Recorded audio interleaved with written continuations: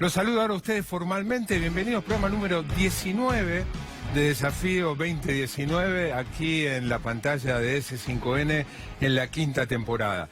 Le decía recién al gato, para las PASO faltan 3 meses, más o menos, y para la primera vuelta faltan 5. Pero hay preguntas, hay dudas que se van a conocer mucho antes. Por ejemplo, falta menos de un mes para que sepamos si el kirchnerismo se va a presentar, si el peronismo se va a presentar unido o el kirchnerismo va a ir por separado, porque hay tiempo hasta el 12 de junio para presentar las alianzas. Y esa es la fecha máxima para saber eso, para saber si Alternativa Federal, el peronismo alternativo, si es que no va con el kirchnerismo, se presenta con alianzas con algún otro partido o frente. Vamos a enterarnos como máximo al 12 de junio, menos de un mes, estamos a 13 de mayo, si la Baña se va a presentar por su parte, por su cuenta, con algún partido, con algún frente, por ejemplo, con el radicalismo, con el socialismo, con los radicales disidentes. Hay un grupo importante de radicales desilusionados con Cambiemos que están evaluando y están muy cerca de una alianza con la Baña. Lo que pasa, la duda es si la Baña se va a presentar o no en un frente solo. Y además faltan exactamente 40 días para que conozcamos las candidaturas. El 22 de junio vence el plazo para conocer las candidaturas. Y ese día, como máximo, vamos a enterarnos si, como todo indica, se confirma que Cristina va a jugar, se va a presentar. ¿Quién va a ser el candidato si es que Unidad Ciudadana va por su cuenta? ¿Quién va a ser el candidato a gobernador en la provincia de Buenos Aires para disputarle el puesto a María Eugenia Vidal? Sea con el peronismo unido o sea con el peronismo separado. Habría 2 candidatos para competir con María Eugenia Vidal. De esas cosas, entre otras, vamos a charlar ahora enseguidita con Alberto Fernández, que está oficiando algo así como vocero de Cristina y que fue reivindicado el jueves pasado en la presentación del libro Sinceramente. Le vamos a preguntar de eso, le vamos a preguntar si Cristina, como muchos creen y como pareció en la presentación que hizo en la Feria del Libro, está más moderada, está menos, si se quiere, peleadora, menos belicosa. Se lo vamos a preguntar a Alberto Fernández. Después de la paliza que ayer, como también todas las encuestas en este caso coincidían, el peronismo sin el kirchnerismo, Schiaretti solo le dio a Cambiemos, ¿qué impacto tiene eso en la política nacional? Ya sabemos el impacto en Córdoba. ¿Qué incidencia va a tener el fortalecimiento del gobernador de Córdoba en todas estas dudas que tenemos respecto tanto a alianzas como a candidaturas? Había mucha expectativa ayer respecto a si Schiaretti iba a dar alguna señal, y la única señal que dio es mantenerse alejado de Cristina, pero los mensajes terminaron ahí, siguen las dudas. Hablando de eso, a eso se va a referir José Nathanson en su columna. Emanuel Álvarez Agis va a desafiar y los va a sorprender, porque va a desafiar la idea de que la culpa la tiene el Fondo Monetario. Te va a sorprender con el argumento. La culpa para Emanuel Álvarez Agis en su desafío no la tiene el Fondo Monetario. Y hoy tenemos la mirada poderosa. Nuestras cronistas villeras de La Poderosa hoy van a presentar un informe, lo va a hacer Alejandra Díaz, de cuál es la situación en las cárceles, con una mirada muy oscura sobre lo que pasa en cárceles y comisarías, pero también con una mirada positiva acerca de algunos ejemplos que deberían no solo imitarse, que deberían multiplicarse. Pero antes de todo eso, noticias malas para variar sobre la economía que se conocieron hoy. Hoy el INDEC dio a conocer un dato importante sobre industria, que es el nivel de utilización de la capacidad instalada. ¿Cuánto de la capacidad productiva de la industria está siendo utilizada? Y, por contraposición, ¿cuánto de la capacidad productiva de la industria está desperdiciada? Aquí tenemos los datos, una evolución de los datos de la capacidad utilizada en la industria. Empecemos de abajo hacia arriba. En el 2010, en diciembre del 2010, se usaba el 82,9, estaba siendo utilizado de la capacidad industrial. Vamos avanzando en el tiempo, se pasó al 78,9 en abril del 2012, 75,9 en abril de 2013, 74,1 en noviembre de 2014, va bajando. Marzo del 2015, ya en las postrimerías del kirchnerismo estaba en 67. El primer dato que se conoce del macrismo es de julio del 2016. Ya había bajado, el 2016 fue un año malo para la economía, la capacidad utilizada era de 63,2, es decir, había un 37% de capacidad ociosa que estaba inutilizada. Subió algo en 2017, año electoral, siguió subiendo en el entorno de las elecciones de 2017 a 68,3, pero comenzó a bajar con la crisis desatada hace aproximadamente un año, 66,8 en marzo, y el dato que se conoció hoy es que se está utilizando apenas el 57,7% de la capacidad productiva de la industria, lo que implica menos trabajadores, lo que implica obviamente menos producción y lo que implica un gran desperdicio, capacidad que ya hay y que no es utilizada, entre otras cosas, pero fundamentalmente porque no hay demanda para que las industrias produzcan más y utilicen más la capacidad que tienen. Este es el dato promedio. En promedio la industria está usando el 57,7 de lo que puede usar, de su capacidad instalada.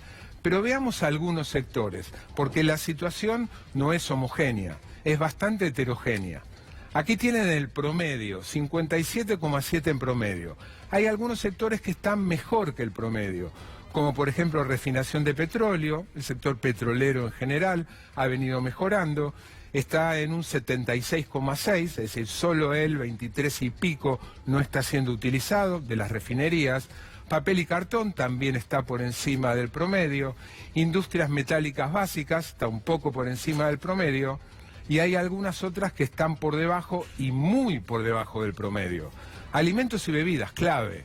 ¿Por qué? Porque bueno, es un síntoma de la capacidad básica de compra de la población. Lo primero que las familias abastecen es de alimentos y bebidas por razones que no hace falta que explique. Está debajo del promedio del 55,7. Es decir, en un país donde hay indigencia, es decir, en un país donde hay hambre, la industria de alimentos y bebidas no está siendo utilizada casi en la mitad. La mitad está siendo desperdiciada. ¿Por qué? Porque no hay demanda, y porque no hay demanda, fundamentalmente porque ha caído, se ha derrumbado el poder adquisitivo. Textiles, otro de los sectores en serias dificultades. Menos de la mitad, 49,8, está utilizando, y por lejos el sector que más está sufriendo, por razones locales, pero también internacionales, porque mucha de la producción automotriz va a Brasil, y Brasil no repunta, con una utilización de apenas el 35%, 2/3 partes de la capacidad instalada de la industria automotriz está inutilizada. Y por eso habrán escuchado ustedes suspensiones, despidos, menos turnos, menos horas de trabajo. ¿Y esto en qué se refleja? Además, se refleja en que cuando uno recorre las terminales automotrices, se encuentra con que los playones están abarrotados de autos que se habían producido y que las concesionarias no demandan porque no tienen a quién vendérselo. Acá tenemos algunas imágenes. Esta es una terminal que está en las afueras de Rosario. Y si la cámara se acerca un poco, bueno, ya no hace falta. Ahí ustedes ven cómo el playón de esa terminal en Rosario está repleta de autos. Y no es de ahora, ¿eh? Ya viene desde hace varios meses. Piñanelli, Ricardo, el titular de ESMATA, nos decía el otro día la cantidad de autos que hay, no solo en los playones de las terminales, de todas, sino en las concesionarias. Decenas de miles de autos parados.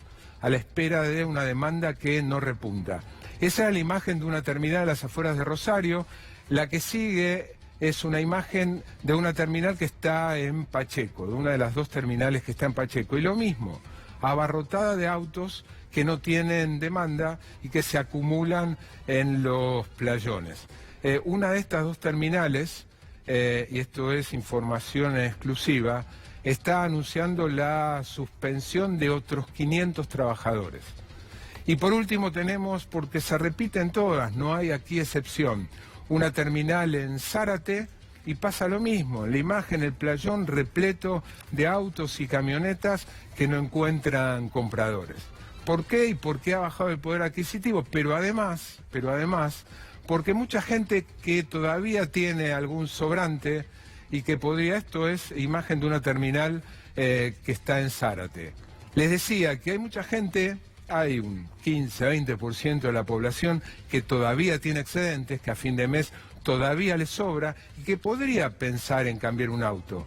Pero claro, ante la alternativa de cambiar el auto y tener un 0 kilómetro o aprovechar tasas de interés que están por las nubes, rendimientos de los bonos, y se atreven a confiar en que se van a cumplir, la decisión los inclina a apostar a lo financiero en lugar de destinar el sobrante que tienen a la compra de estos bienes durables.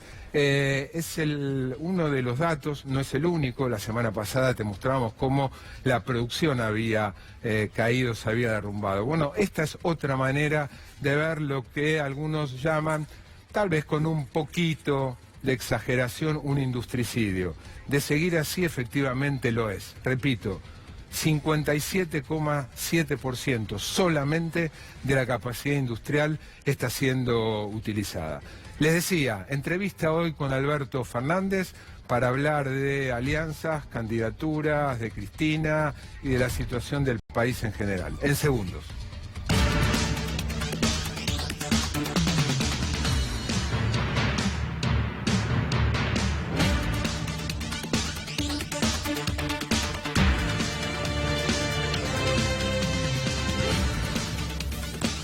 Estamos aquí con el ex jefe de gabinete, Alberto Fernández, gracias por venir. Hola.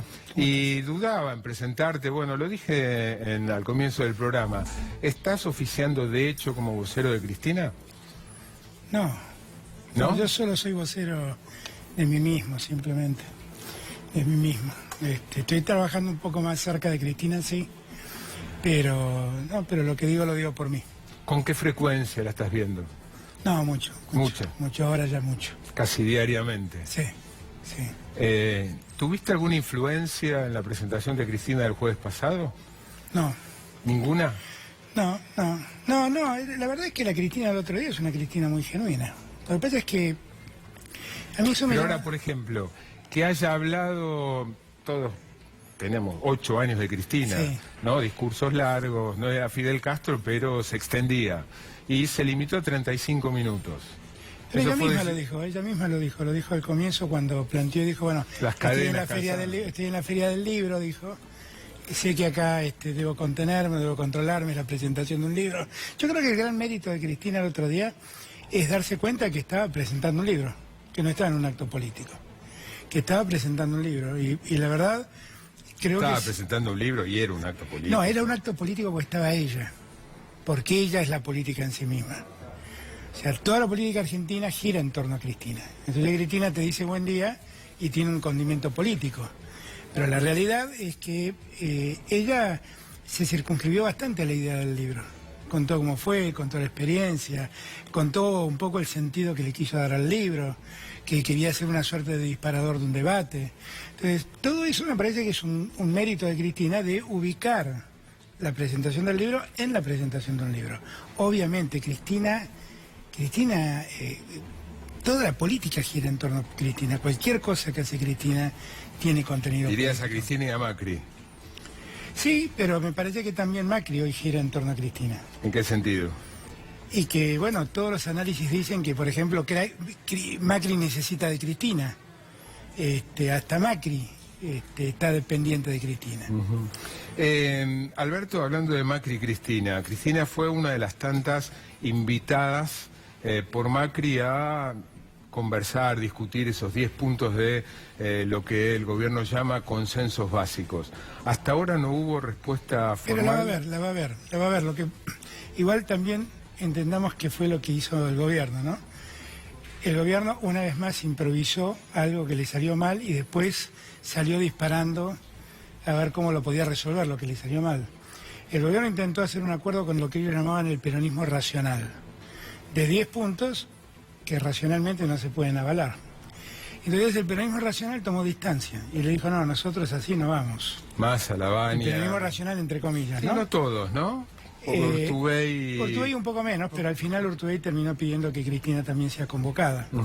Digo, pero la Baña y Massa fundamentalmente, que es ahí el que electoralmente tiene peso. Para otra vez, la Baña... Y Massa, Massa es el que tiene mucho peso electoral en ese espacio. Más que la Baña para vos. Sí, absolutamente. ¿Absolutamente? Absolutamente, sí. Ninguna duda tengo. El masismo existe. El masismo valdrá 8 o 10 puntos, pero el masismo existe. Eso es así. Está bajando el precio, 8 o 10 puntos. Bueno, es lo que no le estoy bajando, hay que tener 8 o 10 puntos. Ahora, es cierto que el masismo existe y la Baña es una figura. La Baña es una figura muy importante per se, pero no es una fuerza electoral. Sergio lleva desde el 2013, hace 6 años, construyendo esa fuerza. Y esa fuerza hoy tiene 8 o 10 puntos, no es poco, ¿eh? Es importante, no es poco. Vos decís que eventualmente hasta ahora no pareciera como que no se van a enfrentar porque la Baña se resiste a ir a paso dentro del espacio de Alternativa Federal, peronismo La Baña nacional. se resiste, por lo que leo en los diarios, a cualquier primaria, ¿no? Exactamente. Pero Ahora déjame que te termine lo que me preguntaste, porque si no va a quedar inconcluso. El gobierno pensó que podía hacer un acuerdo con ese peronismo y dejar a Cristina en el mundo de los irracionales. Y se encontró que el mundo de la racionalidad decía, yo no te acompaño con esto. Convocá a todos. Y cuando le dijo convocar a todos, empezó a convocar a todos. Empezó a convocar a empresarios, sindicalistas, tratando de diluir el efecto convoco a Cristina. Pero la verdad, convoco al peronismo. Y convoco a Cristina, ¿no? Porque ya el otro peronismo lo había invitado. Entonces... Y cuando la convoca Cristina, en verdad es una convocatoria rara, porque es una convocatoria donde le cuenta que hay 10 puntos y que quisiera conocer su opinión sobre los 10 puntos. Pero nunca le invitó a ningún diálogo, nunca le invitó a hablar con Macri. Dice, esto es el comienzo, esta carta pretende ser el comienzo. ¿Qué sería una invitación? ¿Un llamado telefónico? ¿Una carta formal? Algo que te invite. Lo que te están diciendo es, contésteme esto, que lo vamos a contestar. La verdad que tuvimos otras cosas y evidentemente la urgencia del gobierno desapareció. ¿Es inminente esa contestación? Seguramente, sí. ¿Podés adelantar algo? No, pero la gente razonablemente espera lo que podemos contestar. Ninguno de esos 10 puntos parecen 10 puntos sensatos. Ahora, una cosa es responder, ninguno de esos 10 puntos parecen sensatos. Otra cosa es, ninguno de esos 10 puntos parecen sensatos. Te planteo... No, es que nosotros creemos que hay otras prioridades para salir adelante. Me parece que hay otras prioridades. ¿Y se las van a manifestar en la respuesta? Supongo que algunas de ellas sí. En la respuesta. Supongo que algunas de ellas sí. ¿Sucederá esta semana? Y sí, en cuanto nos ordenemos un poco los tiempos, pero seguramente sí. Habría el programa diciendo que las elecciones propiamente dichas, es decir, la PASO y la primera vuelta, eventualmente la segunda, todavía hay un tiempo, ¿no? 3 meses, 5 meses, 6 meses, pero estamos a menos de un mes, ¿no? El próximo 12 de junio vence el plazo para alianzas y ahí se va a saber si el peronismo va, entre otras cosas, si el peronismo va junto o separado, si Unidad Ciudadana va con él Alternativa Federal o no. Pero tenemos algunas certezas. ¿Cuáles? Que lo que fue Unidad Ciudadana va a ir con el Partido Justicialista. Eso es una certeza. Eso no hay dudas. Después lo que no sabemos es lo que fue el Frente Renovador, que va a ser, cuál será el partido que apoya a la Baña. Aclara qué significa que Unidad Ciudadana va a ir con el Partido Justicialista. Que en el año 2017 fueron enfrentados. En la provincia de Buenos Aires, el candidato del Partido Justicialista fue Florencio Randazzo y Unidad Ciudadana llevó a Cristina. Ahora la Unidad Ciudadana y el Partido Justicialista van a ir juntos Ahora, en todo el país. Para que la audiencia entienda, cuando decís el Partido Justicialista, estás hablando de Urtubey, Pichetto... No, estoy hablando del Partido Justicialista, de las autoridades de José Luis Gioja, Daniel Scioli, Beatriz Rogé, estoy hablando de los que son las autoridades del Partido Justicialista. Pero eso supone que los precandidatos ya lanzados van a competir con Cristina. En ese frente, sí. Bueno, Daniel Scioli dice que quiere competir allí, Felipe Solá dice que quiere competir allí. Esos están ya no formalmente dentro de Unidad Ciudadana, pero se han manifestado... Pero no es Unidad Ciudadana eso. No, bueno, no. dentro de... Yo no soy Unidad Ciudadana. ¿Vos qué sos? Peronista. Yo soy un afiliado del Partido Justicialista, soy miembro de la Comisión de Acción Política a los del bifes, partido. ¿imaginás que el 12 de junio se va a conocer que Cristina va a ir a una PASO, además de... No, el 12 de junio lo que vamos a saber es quiénes conforman parte de ese frente. Bueno, frente, si hay un frente con varios candidatos, van a una PASO. Sí. Y en esa PASO... Pero ahí no vas a saber, porque los candidatos los vas a saber el 22 de junio. O sea, vos inscribís al frente, pero no necesariamente conoces a los candidatos. Bueno, faltan 40 días. Sí. Corrámonos hasta 40 días. ¿Imaginás que ese día se va a conocer que Cristina va a competir dentro del PJ por Unidad Ciudadana contra Felipe, contra Scioli y también contra Urtubey? Y Sí, contra... igual entendamos bien, porque ahí que hay un aspecto legal, ¿no? Vos conformás un frente y ser parte de ese frente te autoriza a ir. No es que vos tenés que tener una fuerza propia para competir. ¿Se entiende? No. Claro. El Partido Justicialista hace un frente con Unidad Ciudadana y otros partidos, porque está el partido de Iquidonda, está el partido de Pino Solana, el de Mario Cafiero, el de Claudio Lozano. Hay un montón de partidos que forman parte de ese frente. Vos podés ir por cualquiera de esos partidos, no es que necesitas un partido que te apoye. Podés ir por cualquiera de esos, no es que necesitas un partido. Felipe, no sé, Felipe irá, si decide ir, irá por el Partido Justicialista, pero no es que necesitas, irá con un Ahí tiene una red, ¿no? Él tiene un sello propio. Claro, pero por eso te digo, red por Buenos Aires, creo, o red por Argentina, no sé cómo se llama. Pero eso es un nombre de fantasía que le permite competir. Pero él está habilitado para competir, no necesita un partido para competir. ¿Cambió Cristina? Yo supongo que sí. ¿Suponés? ¿La ves todos los días? No, supongo que sí, porque, bueno, si ha vuelto a hablar conmigo, cambió Cristina. Yo me siento muy cómodo con Cristina. Me siento muy cómodo hablando con Cristina. Y yo no dejé de pensar las cosas que pensaba. Yo me siento muy cerca de Cristina hoy en día. ¿Cuánto de ese cambio que se manifiesta por ahora más en lo formal, no lo minimizo, porque es parte de la política lo formal, los gestos, los tiempos? ¿Cuánto de esos cambios, por ahora más en lo formal que en lo sustancial o en lo programático, es auténtico y cuánto es marketing, estrategia política? No, marketing cero. Marketing cero, porque Cristina no es susceptible al marketing.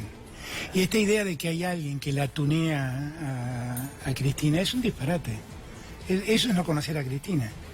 Cristina no se deja hacer eso.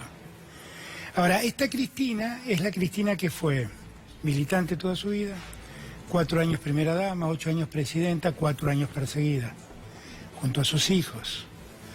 Y eso yo creo que modela el temple de cualquier ser humano. ¿Por qué no de Cristina? ¿Por qué no de Cristina? Entonces, hay como cierta resistencia a entender lo que a cualquiera de nosotros nos hubiera templado el ánimo, que Cristina no puede. Y yo eso no lo entiendo. Yo de verdad he sido muy crítico de la gestión de Cristina, ella lo sabe, lo hablo cotidianamente. No, fue público. Fue público. Y la verdad es que yo hoy me siento muy cómodo con Cristina, pero no me siento cómodo porque ella me da la razón, porque no me da la razón necesariamente.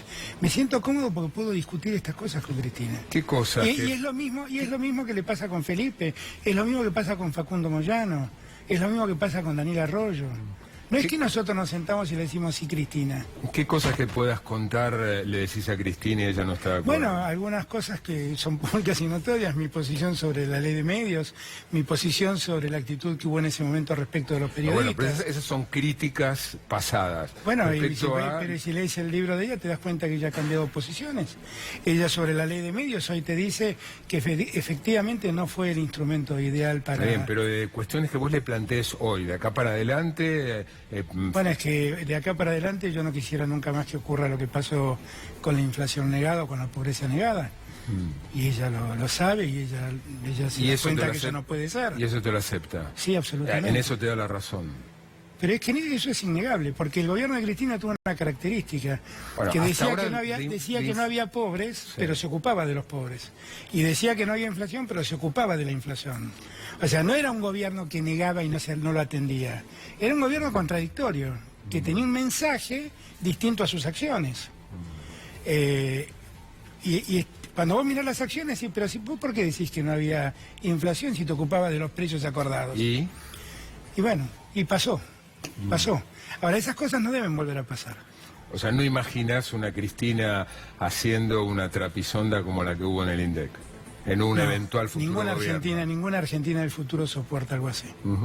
Te voy a hacer una pregunta personal.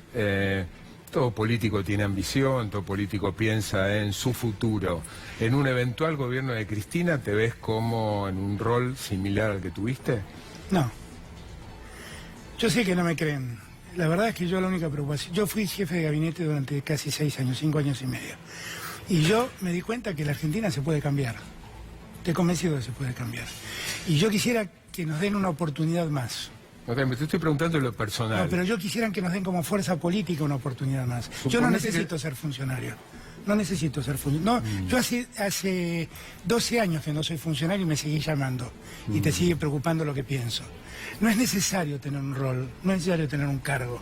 No es lo que a mí me preocupa. Si lo tengo que cubrir, lo cubro, porque tampoco le escapo, no hay un problema. Soy un militante. Pero la verdad mi mayor preocupación es que la Argentina dé vuelta a esta página y que si nos dan una oportunidad más, esa oportunidad como fuerza política no la desaprovechemos. Si la gente confía una vez más en nosotros, escribamos la página de oro que debimos haber escrito siempre. Después quiero preguntarte sobre cómo se están preparando para un eventual nuevo gobierno. Pero antes te invito, ayer hubo una elección muy importante, si bien el resultado se conocía por anticipado, se daba por descontado, fue contundente y va a tener alguna incidencia, alguna incidencia importante en todo esto que estamos hablando, básicamente en la conformación de alianzas, en la decisión de candidaturas. José Natanson, nuestro columnista político, va a hablarnos unos minutos, te invito a escucharlo, sobre lo que creo que el propio Juan Schiaretti define como el cordobesismo. Buenas noches, José.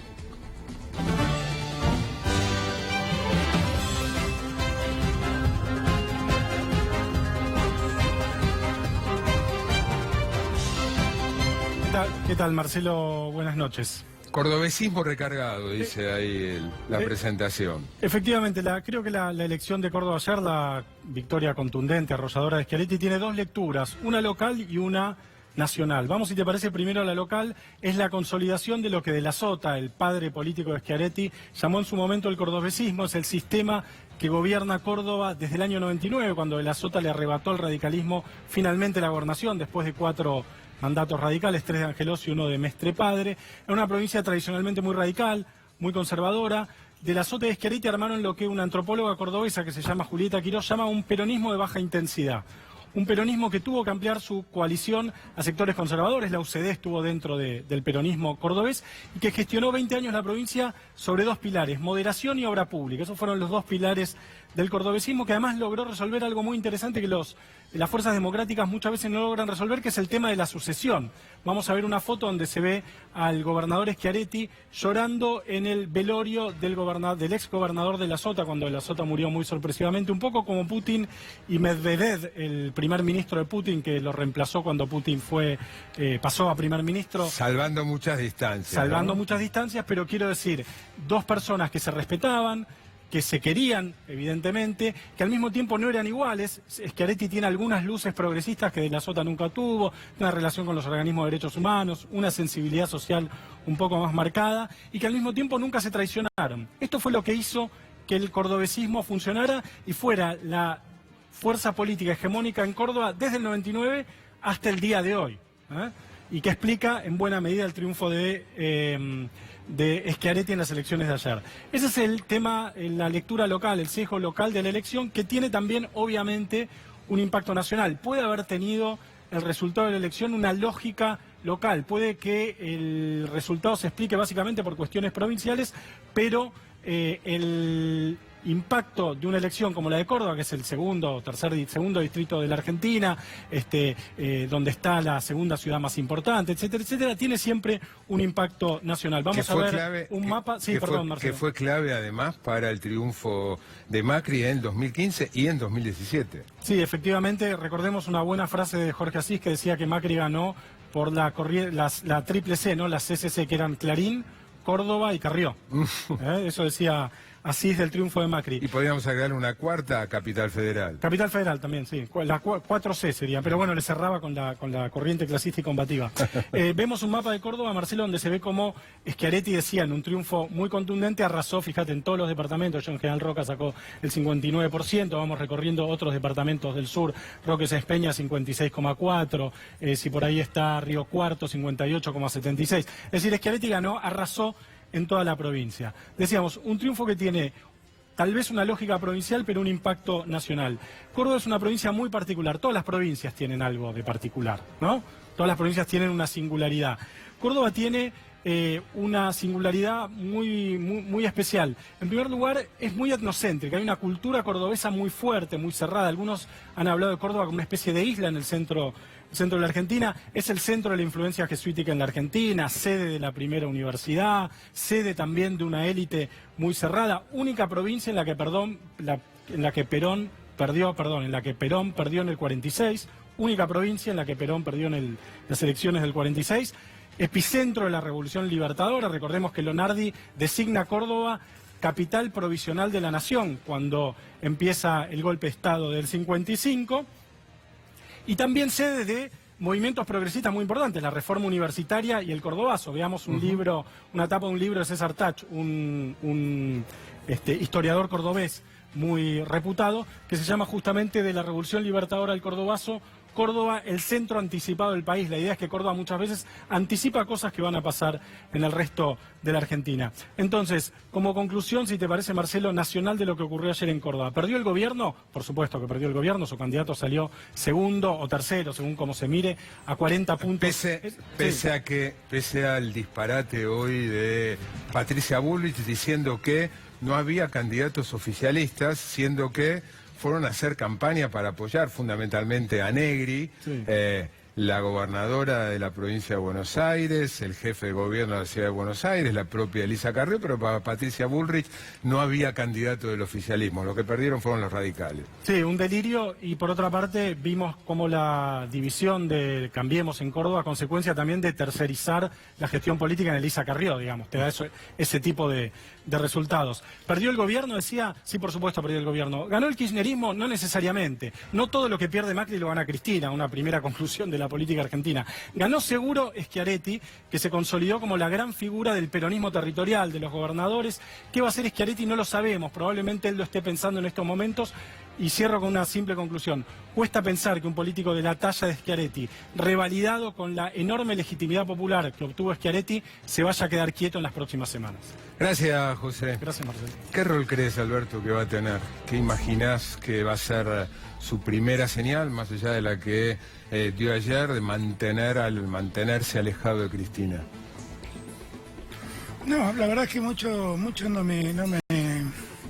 Me parece que el gringo hizo una gran elección, sin ninguna duda. Sí, sin duda. Sin ninguna duda hizo una gran elección, todo mérito de él. Ellos desarrollaron con José Manuel esta idea del cordobesismo que también planteó recién José, pero quitó de todo contenido nacional a esta elección. La verdad la vació de contenido nacional. Ahora, ¿no pensás que en la reunión de gobernadores que pareciera estar gestándose? No, porque la verdad es que cuando vos mirás las encuestas nacionales, Cristina hoy le está ganando a Macri en Córdoba. Entonces no tiene mucho que ver esto. Pero al pensar en al gringo lo votaron un montón de kirchneristas. Esto es así. ¿Pero pensás que su palabra no puede incidir de una u otra manera en la unidad o no del peronismo? Siempre que habla el gringo, le llamo al gringo porque estoy tratando de acordarme su nombre, ¿no? Juan. Siempre que habla Juan Schiaretti, es una voz importante, es una voz con historia en el peronismo, no es una voz cualquiera. Y todos lo respetamos y todos lo queremos mucho. Y todos lo valoramos mucho, esta es la verdad. Pero... ¿No crees que va a traccionar, que puede llegar a traccionar al peronismo alternativo? Tengo la impresión que no, porque él ha hecho una extraordinaria elección, pero él no va a poder con la polarización que existe. Y tengo la impresión que no va a pesar finalmente.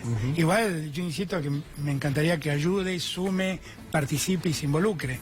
Pero si así no fuera su decisión, bueno, cuando vos miras las encuestas de Córdoba, hoy Cristina está arriba de Macri en Córdoba. Y en una segunda vuelta, alrededor del 65%, 70% de los que votaron a Schiaretti votarían a Cristina si la opción fuera Cristina o Macri. ¿Se te ve muy optimista para la elección? Me siento... No es optimismo la palabra, porque las elecciones se ganan el día de la elección. Bueno, así que hay que trabajar mucho todavía. A eso iba. ¿Qué están preparando? Faltan 7 meses, ¿no? Para un eventual... No, a ver, yo creo que muchas veces no se ha habido en este último año un trabajo silencioso que ha sido muy fructífero. Un trabajo que supuso dar un debate sobre las causas penales, que eso afectaban mucho hace un año atrás a Cristina. Y yo creo que la gente empezó a darse cuenta cómo son las cosas, respecto de Cristina fundamentalmente. Creo que hubo un trabajo silencioso en las provincias, donde nosotros evitamos confrontar con el peronismo, donde a diferencia de lo que había ocurrido en el 2017, donde muchos gobernadores perdían porque había una fórmula kirchnerista que les quitaba votos, acá no le quitamos votos a nadie, y hasta en algunos lugares donde sentíamos que no teníamos... Córdoba, ¿no? Es un caso, no hubo Entre Ríos es un caso, San Juan es un caso. Ahora, vos me estás hablando de articulación, acumulación política electoral. Yo te estoy preguntando, 10 de diciembre en adelante, eventualmente... No, el 10 de diciembre vamos a tener un problema muy serio. Yo creo que... ¿Sabéis qué valoro ¿Cómo mucho? se están preparando? ¿Sabéis qué valoro mucho del discurso de Cristina del jueves pasado? Esa idea que ella plantea del contrato social. Porque el contrato social también es un mecanismo para ponerle fin a la grieta. Y la verdad, la Argentina que se viene no soporta más grietas, no lo soporta. Cuando a mí me preguntan si lo que se viene es igual al año 2003, yo suelo decir, es mucho peor que el año 2003, porque cuando nosotros llegamos en el 2003, nosotros recibimos cenizas, no recibimos nada en marcha, recibimos cenizas. Pero hubo un bombero... Estaba todo por hacer. Claro, pero hubo un bombero que apagó el fuego, que se llamó Duhalde. Siempre digo yo, el día que hagamos la estatua del bombero, pongámosle la cara de Duhalde, porque fue un bombero impresionante. Y cuando digo bombero... No sé si le gustaría... No, pero no lo digo minimizándolo. Porque la verdad es que los bomberos tienen... Claro, y tienen... Es un enorme trabajo, inmenso trabajo, que la historia le debe reconocer a Duhalde. Y nosotros, no es lo mismo llegar a las llamas que llegar a las cenizas. Es cierto que hay cenizas, pero alguien se debió meter en las llamas y debió apagar el fuego. ¿Cómo se están preparando? Bueno, yo siento que vamos a llegar en las llamas. No vamos a tener el bombero que trabajó previamente. Entonces... Bueno, es que estamos trabajando, obviamente, estamos trabajando y pensando mucho cómo encarar ese momento. Sí, equipos sobran. La verdad que el peronismo lo único que sobra... Gente hay, fueron gobierno 12 años, claro, no me cabe equipos duda. Sobran. Están trabajando, están pensando en escenarios. Obvio que estamos pensando y estamos trabajando. Hoy, sin ir más lejos, hablaba con Nicolás Trota, que él está trabajando cerca de Felipe, para tratar de unir lo que llamamos los equipos de la unidad, para que los equipos de los diferentes candidatos trabajen juntos en ir elaborando propuestas conjuntas. Porque el día después, sea cualquiera el candidato que gane, van a hacer falta todos. Van a hacer falta todos. Y van a hacer falta todos los argentinos. Alberto, no en Cristina, o por lo menos no en la Cristina del jueves pasado, tampoco en la mayoría, no sé si decir todos, pero seguramente la mayoría de los dirigentes de primera y segunda línea, hay señales de revanchismo, no se nota. Sí, en cambio, en la militancia, cierta militancia kirchnerista, hay síntomas de revanchismo, de agresión. ¿Cuánto te preocupa eso? ¿Qué es lo que están haciendo? Si consideras que deben neutralizarlo. No, es que si yo te estoy diciendo no se puede vivir con la grieta, el revanchismo es la peor solución para la grieta. Ahora, ¿reconoces que existen sectores de la militancia? Eso yo creo, yo con todo respeto, ¿no? Pero creo que es una lectura sesgada, ¿no? ¿En qué sentido? Claro, es como si yo te preguntara si... ¿Cómo se llama este diputado que tiene el PRO, que se la pasa escribiendo tweets vehementes? ¿Fernando Iglesias? Fernando Iglesias. Como si yo te dijera que el PRO es Fernando Iglesias. No, Fernando Iglesias es un marginal, maleducado, que solamente denigra al opositor, que maltrata la democracia, que maltrata la convivencia democrática, pero eso no es el PRO, ¿eh? ¿El PRO que es Monzó o es Fernando Iglesias? Yo no pienso que el PRO sea Fernando Iglesias, a pesar de que lo contiene. Bueno, es cierto, en el espacio nuestro hay contenidos, sectores que son más vehementes y más brutales y que se parecen a Fernando Iglesias en su lógica. Pero eso no es la mayoría nuestra, no es la mayoría. Lo que en todo caso tenemos que hacer a ese sector es hacerle entender que no están ayudando. Los que el otro día le hicieron a Maru Dufar lo que le hicieron, esos no están ayudando, ellos se están equivocando, no es lo que nosotros queremos hacer, ni es lo que queremos demostrar. Más allá de que podamos ser críticos con un medio, pero un críticos verbal y críticos en el análisis, no críticos en la fuerza. No críticos en la fuerza. Ya que vos trajiste el tema de la agresión, el hostigamiento a la cronista de Clarín, de Canal 13, María Dufar, se supo que vos te comunicaste con ella, creo que a través de un WhatsApp, ¿no? La misma noche llegué a casa, me enteré lo que había pasado y le escribí. La conozco además a Maru Dufar. Sí, me imagino. ¿No correspondía que se comunicara de alguna manera, se expresara, manifestara? ¿Yo soy el vocero o no soy el vocero? Ponete Bueno, de me acuerdo. dijiste que no. No, por eso, ponete de acuerdo. Igual te voy a contar cómo fue la historia. Al día siguiente... Déjame terminar, digo, Sí. Si no correspondía que Cristina hiciera un gesto, no solo porque correspondía, desde mi punto de vista, sino porque además creo que hasta hubiera sido políticamente, si querés, desde lo más mezquino, puede ser, útil para ella, claro, para ustedes. Sí, pero seguramente tal vez se lo hubiera dicho, tal vez le hubieran dicho que era políticamente correcto y que era una imagen impostada de Cristina. Lo que sí ocurrió en los hechos es que el día siguiente, cuando me reuní con Cristina, me dijo, qué barbaridad lo que pasó. Le dije, quédate tranquila, que yo ayer hablé con Maru y le expliqué a Maru que eso no es... Ah, bueno, me dijo, entonces me quedo tranquila. Y dio por entendido que Maru entendía que estábamos hablando todos, que no estaba hablando yo solo.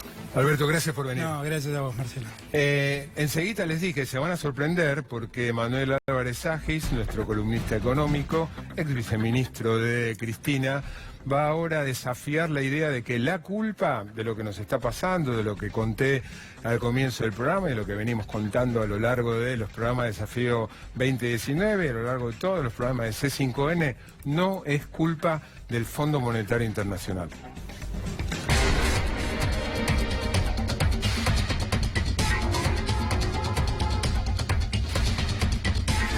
And also with Christine, I have to confess that we started a great relationship some months ago.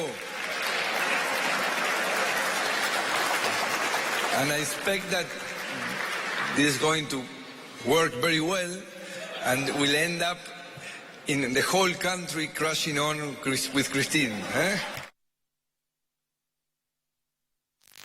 Muy buenas noches. Pavada de desafío te has impuesto. Vamos a contextualizar. El presidente Macri, lo veíamos recién en el video, nos pidió a todos los argentinos que nos enamoráramos de Christine Lagarde, de la titular del Fondo Monetario. Y por lo que vos venís diciendo, por lo que venimos mostrando, la relación no anda muy bien, que digamos, tiene sus vaivenes, en general está bastante barranca abajo la relación. Le queremos decir a Christine, no sos vos, somos nosotros. A Christine Lagarde, a ella. A Christine Lagarde, exactamente. Me parece que el problema no es tanto Christine, sino nosotros, y te debo confesar, tal vez muchos hemos pecado de prejuiciosos, digamos. Porque, ¿en qué sentido? Bueno, porque, ¿qué decíamos? Llega al fondo, listo, desastre, ¿culpa de quién? Del fondo, digamos. Y En esto han venido apareciendo ciertas pistas de que el fondo estaba, por así decirlo, un poquito más generoso que lo que el gobierno finalmente aceptó de parte del fondo. Te doy dos ejemplos muy concretos. Mayo del año pasado, Macri dice vamos al fondo, el fondo le dice tenés que hacer un ajuste fiscal muy grande, te doy todas estas opciones para hacer ese ajuste porque si vas solo por el lado del gasto va a costar mucho. Ejemplo, por el lado de los ingresos, poner retenciones. Mayo del año pasado. Pusieron retenciones. No, mayo del año pasado Macri sale y dice las retenciones son el peor impuesto que hay. Y recién pone retenciones después, en segundo. septiembre. O sea, nos perdimos 4 meses de recaudación en un contexto donde hay que encontrar el déficit cero, es bastante. Segundo punto, el fondo puso una cláusula de salvaguarda de gasto social. Es decir, si la cosa anda mal, te dejo apartarte de tu meta fiscal gastando más plata. El gobierno hasta ahora ha usado solo la mitad de esa cláusula. No la ha usado de manera entera. O sea, nosotros hoy podríamos estar con una asignación universal por hijo, por ejemplo, sustantivamente más alta que la que tenemos. Hemos decidido por ahora, las autoridades políticas... Con margen y autorización del Fondo Monetario. Con absoluta autorización del Fondo Monetario. Entonces, por eso fuimos a ver qué pasó en otros países que firmaron acuerdos con el fondo recientemente, para ver si realmente le fue tan mal como le fue a Argentina, para ver si el problema es el fondo o no sos vos, somos nosotros. En la primera placa vamos a ver un resumen de esos países. Simplemente le vamos a poner verde si anduvo bien, rojo si anduvo mal. Fíjate, los países son Irak, Kosovo, Ucrania, Georgia, Grecia. Estos son los países que... Recientemente, los últimos 4 o 5 años, han tenido acuerdos con el fondo. Fíjate, crecimiento, vamos de arriba para abajo. 4 verdes, 1 rojo. O sea, salvo en Grecia, todos los países que firmaron acuerdos con el fondo, los 7 años después, esto es el promedio de los 7 años subsiguientes al acuerdo, crecieron. Ajá. Resultado fiscal, 3 malos, 2 buenos. Fíjate que tenés 3 países que no tienen ni cerca déficit cero. O sea, a Irak, a Kosovo y a Ucrania el fondo les aguantó un déficit fiscal promedio entre 3 y 2%. Bueno, venían creciendo y venían creciendo muy fuerte, incluso creciendo muy fuerte. Resultado externo, este es un punto importante. El fondo entra y tiene su constitución y como su principal objetivo... Cuando faltan dólares. Cuando faltan dólares. Entonces viene a solucionar el resultado externo, o sea, a ponerlo en verde. Bueno, el resultado externo, salvo en el caso de Irak, siguió en déficit, aparte, fíjate, 7, 10, 11 y 3. Nosotros fuimos al fondo por un déficit de 5 puntos. Ucrania tiene un déficit promedio en los últimos 7 años de 10%. ¿Qué quiere decir eso? Quiere decir que el Comparado con fondo Argentina. aguantó el déficit de dólares de los países que firmaron un acuerdo con el fondo, incluso 7 años después de haber firmado ese acuerdo. Significa que no les pide un ajuste tan grande como para cerrar la brecha externa. En materia de deuda, digamos, en 3 casos de 5 la deuda mejoró, la relación entre la deuda y el producto mejoró, y en materia de reservas no tenemos el dato de Grecia, pero en 4 casos de 5 aumentó. Las reservas crecieron. Argentina viene al revés de esto. O sea, el crecimiento viene para abajo, el resultado fiscal viene mejorando, pero mucho menos de lo esperado. El déficit externo, todas las estimaciones indican que se van a mantener, y la relación entre la deuda y el producto ha subido, y las reservas internacionales, después del desembolso, lo que está pasando es que caen. Caen tras cada pago de deuda. Ahora, lo que vamos a hacer en la próxima, y explico un cachito antes para que se entienda bien, es ver si el fondo fue exitoso en estos países en su principal punto, que era que baje el riesgo país. O sea, el fondo decía, entro yo, que soy el Fondo Monetario, te pongo un montón de plata, reconstituyo la confianza, de esa manera el riesgo país baja y los mercados te vuelven a prestar.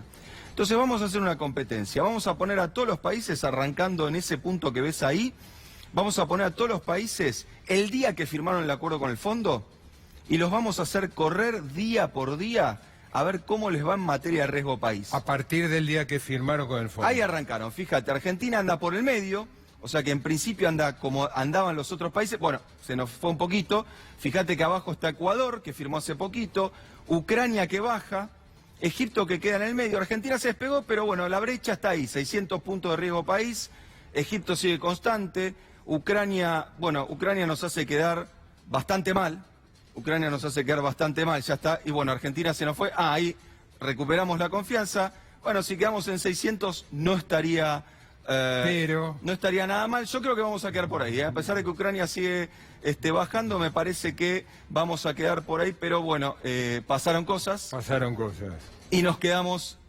allá arriba. 898 puntos básicos de riesgo país. eso de ayer, creo que el de hoy es más alto todavía. Es un poquito más alto. Esto corta 228 días. Hace 229 días que cerramos el acuerdo con el fondo. Esto corta la última fecha en el viernes. 228 días del acuerdo con el fondo. Fíjate lo que pasó con el riesgo país porque es interesante la comparativa. Ecuador firmó hace poquito, por eso corta ahí nomás a los 45 días. Pero Ecuador arrancó arriba y está bajando paulatinamente. Egipto pegó un bajón para abajo, pero se mantuvo el riesgo país. Ucrania se derrumbó. Ucrania lo derrumbó al riesgo país. Mejoró mucho la confianza. Lo bajó a la mitad. Mejoró mucho la confianza. Lo bajó a la mitad. Y Argentina lo duplicó. Por eso creemos que, habiendo visto toda esta evidencia al fondo, nos quisiéramos enamorar de Lagarde, pero el problema no es Lagarde. El problema probablemente somos los argentinos o el gobierno que está llevando adelante este acuerdo con el fondo. Como siempre, ¿libro recomendás? Un lujo, realmente creo que va a ser mi libro preferido este año, lo acabo de comprar, Universidad Nacional de Moreno, una traducción de 6 clases de economía de un economista italiano, Sergio Cesarato. Realmente un libro de divulgación con algún grado de complejidad, planteado como un curso realmente muy recomendable y muy interesante. Gracias, Emanuel.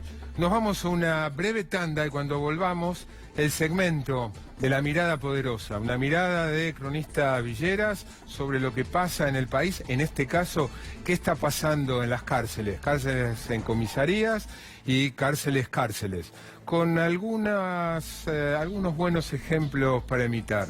Lástima que sean pequeños ejemplos. Enseguida informe de La Mirada Poderosa.